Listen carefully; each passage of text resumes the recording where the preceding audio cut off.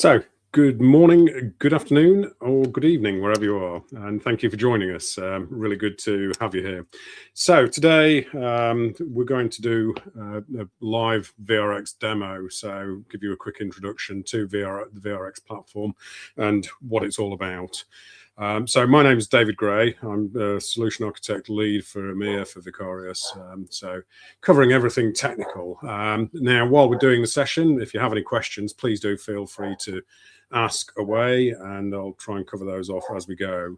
And also, we will be doing a quick poll during the session, so if you can answer, we'll keep an eye out for that. I'll let you know, and if you can answer that, it'd be really useful to hear and understand what you're doing at the moment and get some feedback from you. So what I'll do is, excuse me, so I shall kick off in a moment. So let me just bring up a brief presentation and just bear with me one moment. Let me just. Okay, so first of all, what I wanted to do was just set a bit of context, a bit of background there. What we're talking about, the challenges that we have, and really, I'm sure these are things that you all know, the challenges that we have in terms of the cyber landscape, in terms of the time it takes to remediate patches, in terms of the length of time that vulnerabilities remain unpatched. It takes an incredibly long time, down to processes, down to technical management. There's a lot of challenges in order to get the patches out there, to get remediation out there. It's a race to get there before the bad guys get there, before they exploit the vulnerabilities. And as you can see here, I think probably the key number that we're looking at here is really the one around, we've got 87% of exploited vulnerabilities actually had a patch available before the attack. So a simple thing, why can't we fix that? And why can't we do it in a more timely manner? It's as I say, it's a race. So how do we win that race? So the way we go at it is through vRx. So this is where we're talking about preemptive exposure management.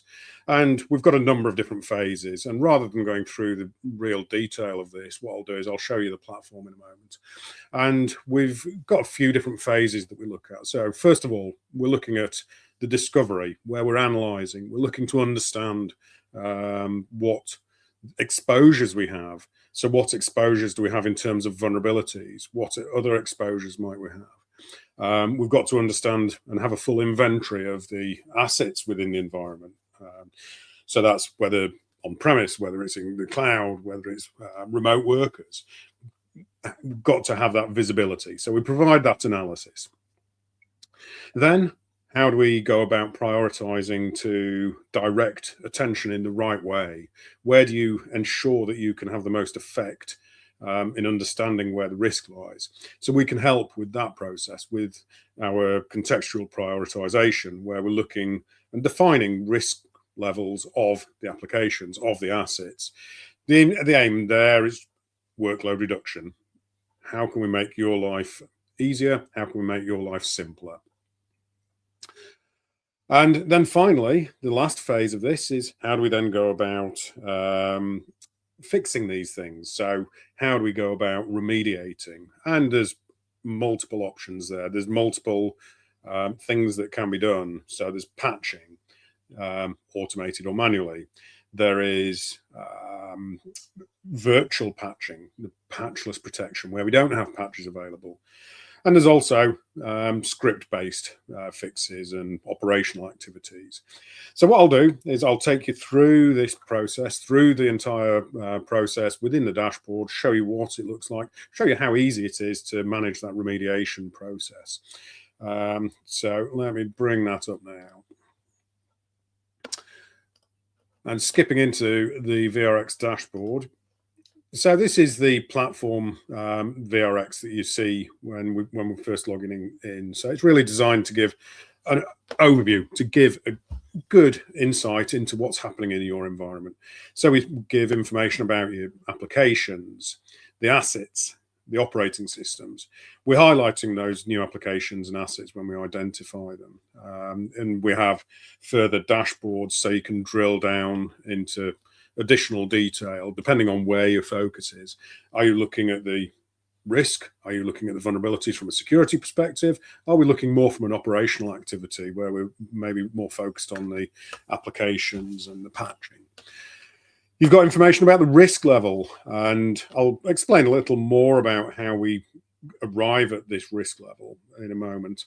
You've got information about the assets, online or offline, and vulnerability trends over time. So you can see the activities. So you can see that, okay, great, I've successfully remediated a number of patches, a number of vulnerabilities rather. We can see where we've got the spikes, the detection of those vulnerabilities. You can see a high level summary. What's the updates that we've got available right now? And also, what threats do we have within the environment? The actual CVEs, rather than just taking the high level risk approach. So the way we work, we have an agent that we installed all the managed endpoints. So that agent, you can see we've got Windows, we've got Mac, we've got Linux, somewhere down the bottom here. Yeah, there we go.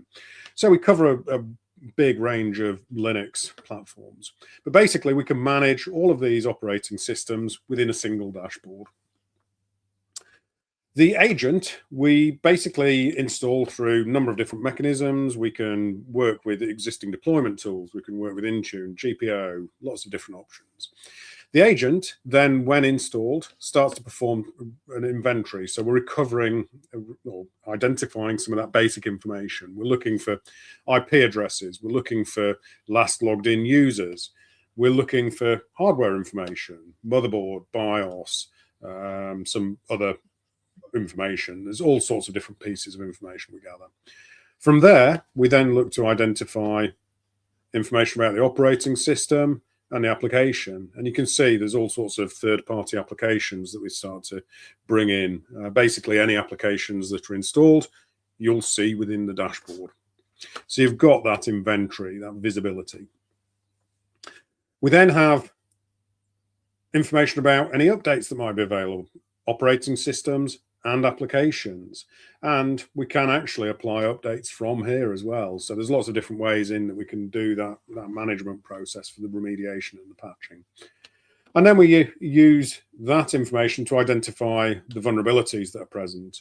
So you can see we have a number of different CVEs here that we can, again, dive down into, drill down into more detail about those. Now, because it's a cloud-based platform, it does mean that we've got near real-time visibility so that we can, as vulnerabilities are published, we know whether they're relevant to your environment or not. And equally, as patches are applied, we know whether they're relevant, whether they've fixed the problem or whether they haven't. So that we're giving a near real-time visibility there. So it's very different to a lot of the traditional tools where you've got that snapshot. It's a point in time. So pretty much as soon as you've run a scan, that scan is out of date. Tomorrow, vulnerability is published, that scan's out of date. With vRx, new vulnerabilities published, we know whether they're relevant or not. And it's all of that information that you see that builds up to give this overview of the main dashboard. What we then do is we then start to perform a prioritization so that we're taking information starting from the common vulnerability score, the CVSS score that's used for rating CVEs. We take that as a starting point. We then build on that through using what we call X tags. So this, we're taking threat information feeds. We're looking at, for example, whether we have known vulnerabilities, whether we have known exploited vulnerabilities. We're looking at dynamic usage information. So is the application being frequently used?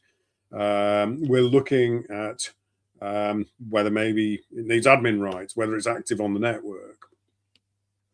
We're also looking at slightly less dynamic information. So, for example, whether we have patches available or maybe whether we're exposed to certain types of attack, denial of service, remote exploit, is a social media activity, is it a log4shell type of, are we vulnerable to log4shell vulnerabilities?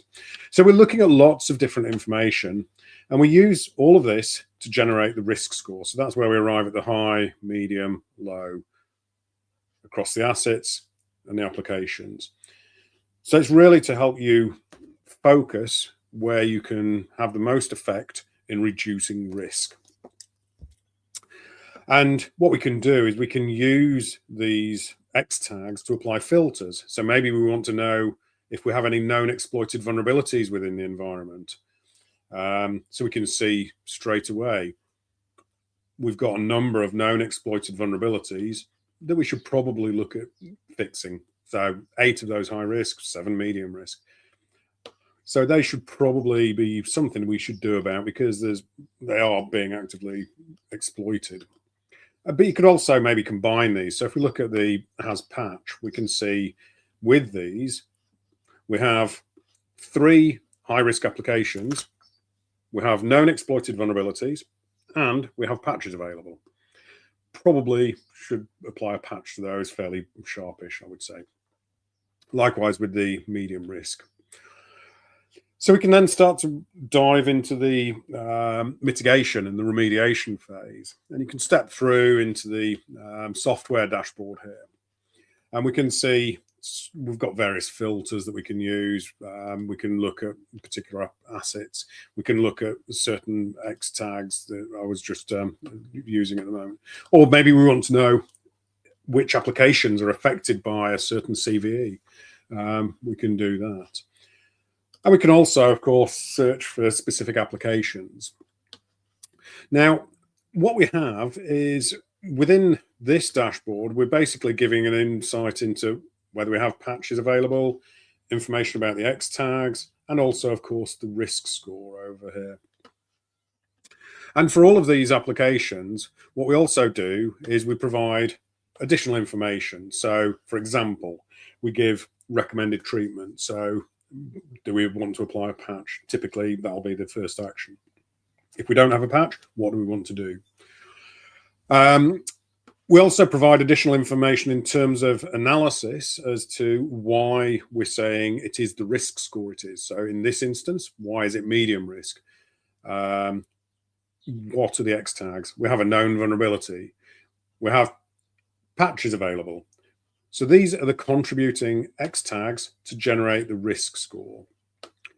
We then have information about the versions within the environment, the assets that they're installed on, and also the associated vulnerabilities. And if you do want to get into more detail around those vulnerabilities, we do have additional information so you can see the detail of those CVEs. What does that CVE actually mean? And we've got links through to the vendor advisories and so on. So you can really get down into the detail of those vulnerabilities as needed. Now, coming back to the recommended treatment, if we then want to start to do that remediation, do that patching, we can step through from here into the patch management area. Now, we can then select the patch or patches that we want to apply. And we could do an update, and we can then start to step through and patch. So we have the patch, the application selected from the previous screen, the patch selected from the previous screen, the associated assets. By default, we're running immediately, but maybe we want to schedule for some point in the future. Hit finish. We then push that patch out. Push that patch out immediately to the relevant assets. Now, this was taking the risk-centric approach. We do have the, from the vulnerability remediation tab here, if we're more concerned simply about operational activities rather than worrying about what's the risk, what's the vulnerabilities, we can just go straight in through the dedicated patch management dashboard so that you can just go straight in, apply those patches. So we've got different ways that you can manage those same kind of processes depending on how your workflows need to operate. So that's a manual approach to the patching. Now, if we're looking to automate this, which of course is where we're talking about more efficiencies and reducing um, levels of effort required for day-to-day involvement to manage the process, this is where we need to be focusing. What can we automate? Let's automate as much as possible. So we can automate around a few different activities. We can automate based around application updates. We can automate around OS updates. We can run scripts. We can reboot as well, and reporting, of course. So with the application updates, we can either look at what we have available right now or all of the apps that we have within the environment. So we can see whether we have patches available or not, and we can start to build a selection of patches, a patch group to start to cater for future patches as they become available. We can then choose the severity level. So are we interested in focusing on critical and high? So for anybody in the UK, for example, this is relevant for a certification called Cyber Essentials. Maybe we just want to apply any and all patches as they become available. We then also have reboot options. So if the patch does require a reboot, we can build that into the automation, and we maybe want to delay that, or we maybe want to allow user interaction to cancel, to snooze or postpone that. So we can allow the snoozing there. We can also add custom messaging so that you can add a pop-up to keep users informed of what's happening. We can then choose the asset or asset group so that we can deploy to test systems before production, servers before workstations, head office, branch office. Basically, we've got lots of options around building those groups of assets. Now, later in the year, we will be introducing patch rings so that we'll be able to take a ring-based approach to deploying the patches, so that once we have a certain percentage of successful patches, we'll then move on to that second ring. So this will be coming later in the year with our version 2. We can then choose when we want to run that. So do you want to run that daily, weekly, monthly? Do we want to run it on a custom basis? Maybe we want to run every second Wednesday of the month. And at what time do you want to run? So do you want to run out of hours, 1 o'clock in the morning? Or maybe we want to run during the working day. And what's the time window that you want to allow that to run for? Then we can also break it down into subsets of systems so that we can stagger that, we can stage it. So we're rolling out to 10, 20, 100, 200 systems every 30 minutes, every hour, every 2 hours. So there's lots of options. That lets you basically stagger and stage the rollout of patches over a period of time. So there's a number of options around how we can manage that process. Now, with the automations, we can actually extend that capability. So we can add in other activities. So maybe we want to add in some OS updates as well, which basically work in a very similar way, so that we can say, okay, we want to focus on, let's say, Windows 11, and we want them to just apply the critical and high. We have exactly the same kind of setup as we did for the applications. We then can also add in maybe running scripts, and we can add multiple scripts. And it's very easy just to reorder how we run these automations and these actions.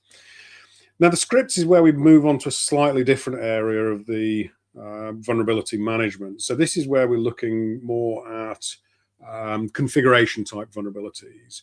Think Log4j, or maybe we need to make a registry change. So, for example, there was an Exchange vulnerability last year, if I remember correctly, that needed a patch plus a registry change. So this is exactly the kind of thing we can do with the scripting. And typically what we do is the team that we have creating these scripts will publish them on a regular ongoing basis, but we'll typically have, from a vulnerability perspective, a detection script, these X detection, and a remediation, X remediation. So we find the vulnerability and then we fix it.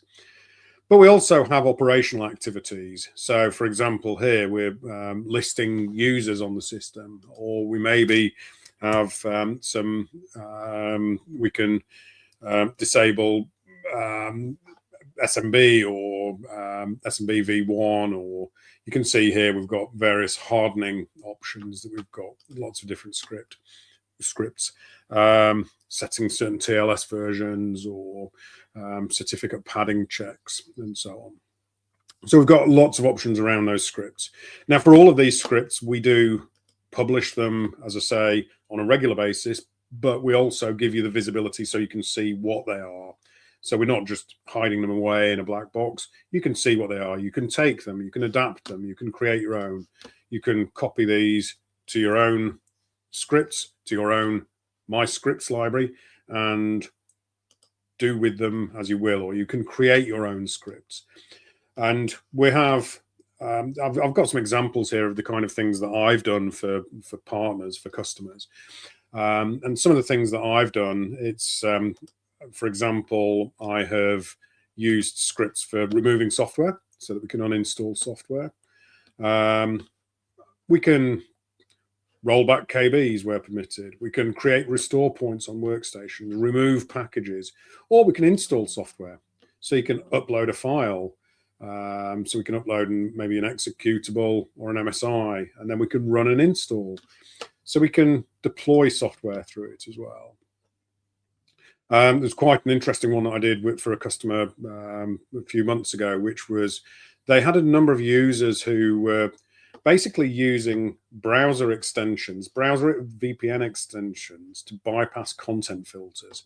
So I had a customer who wanted to be able to identify these first of all, so we're getting and listing them, and then remove them and block them. So we can also remove them, block them, so that they're ensuring that everything goes through the content filters. Basically, very, very, very flexible. And there's lots of options there that you can do with those. Now, a couple of other things that I think it's useful to mention, that we can also create groups of assets. So the asset groupings are dynamic. So systems come in, they come out of the groups as they match filters. And we can base these filters around lots of different things. And our assets can also exist in multiple groups. We can base them around the name. So we've got wildcards. We can identify if they're pending reboot. We can put them in a group, dynamically drop them into that group, schedule an automation to reboot at a time of your choosing. So you can restart out of hours, patch becomes effective, and away we go. We can filter on whether we have certain applications installed, certain versions of applications. We can filter whether we do not have an application installed. So we can identify if we've got a mandatory application, we can put them in a group. If they don't have it, we can then run an automation to deploy that software, for example. We can, of course, filter on the operating system families, and various other attributes, IP address, domain name, organizational unit. And you can, of course, create your own custom tags if required. And in turn, what we can do is we can use all of this to create asset. With these groups, we can apply filters. So, for example, we can see what's the risk status of this particular asset group. You can see what's the risk, the associated vulnerabilities, and use that to really focus on different areas of the business. We can also then use these groups to create teams so that we can generate role-based access control or manage role-based access control to these different teams, to segregate and delegate permissions to those that should have access to ensure that that's managed appropriately. So we have lots and lots of different areas around there.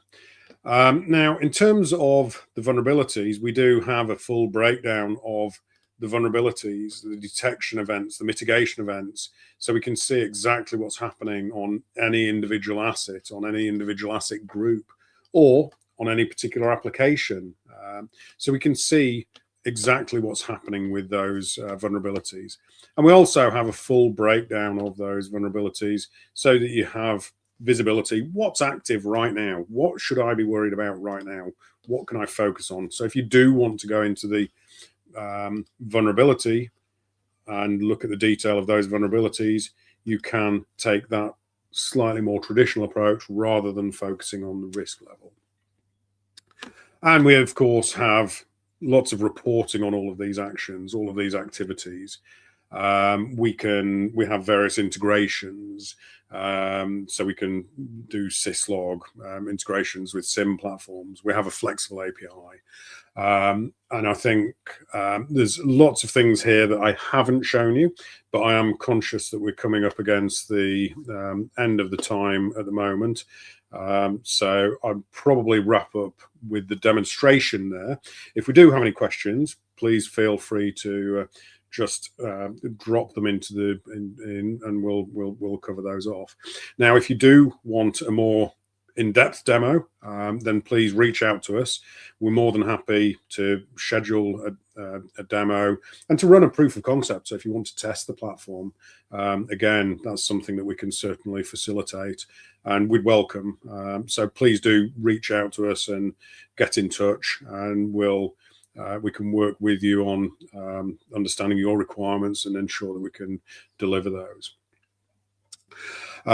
So I've just seen one question popped up there around the licensing. So basically the licensing we keep really simple.